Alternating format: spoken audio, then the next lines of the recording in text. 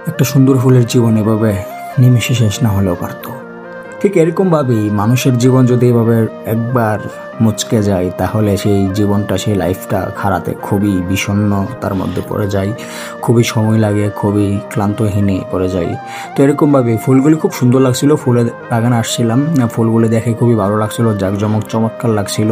তো এদিকে আসলাম, আমি ফুলটাকে ছুঁইলাম, ছোঁয়ার পরে কী যেন মনে হলো, খারাপ একটা অনুভূতি আসলো, তাই ফুলটাকে ছিঁড়ে ফেললাম। ছিঁড়ে ভুল করে ফেলছি, একটা ফুলের জীবন নিয়ে নিলাম আমি আমার হাতে। তো এটা ভুল একটা ডিসিশন ছিল, তো ভুল করে ফেললাম ফুলটাকে ছিঁড়ে। তো উপর পাশে দেখলাম যে খুবই সুন্দর লাগছিল ফুলগুলি, তো এই ফুলটাকে ছিঁড়ে ভাবতেছিলাম যে ফুলটাকে ছিঁড়ে ফুলটার জীবনটা নিয়ে নিলাম, খুবই খারাপ লাগবো, ভালো লাগলো না আমার, তার জন্য ক্ষমা প্রার্থী ছড়ি।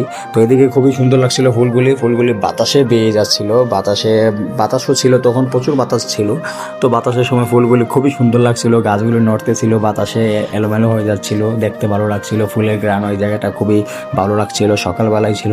তো সকালবেলায় ফুলের গ্রানটা মনোমুগ্ধকর হয়ে উঠেছিল, খুবই ভালো লাগছিল আমার কাছে, অসাধারণ লাগছিল। তো সবার কাছে জানতে চাই যে ফুলটা কীরকম লাগছিল, অবশ্যই ভালো লাগছিল, সবাই কমেন্টে জানিয়ে যাবেন। ফুলগুলি খুবই সুন্দর ছিল, অসাধারণ চমৎকার ছিল ফুলগুলি। অবশ্যই সবাই কমেন্ট করবেন যে ফুলগুলি কেমন ছিল। আলহামদুলিল্লাহ, ফুলগুলি অনেক ভালো ছিল, অনেক সুন্দর ছিল, রোদ ছিল, বাতাস ছিল, এই জায়গায় ফুলগুলি খুবই অসাধারণ চমৎকার লাগছিল। কি বলে বোঝাবো, বলার মতো ভাষা নেই। সকালবেলায় তো ফুল ফুটে উঠেছিল।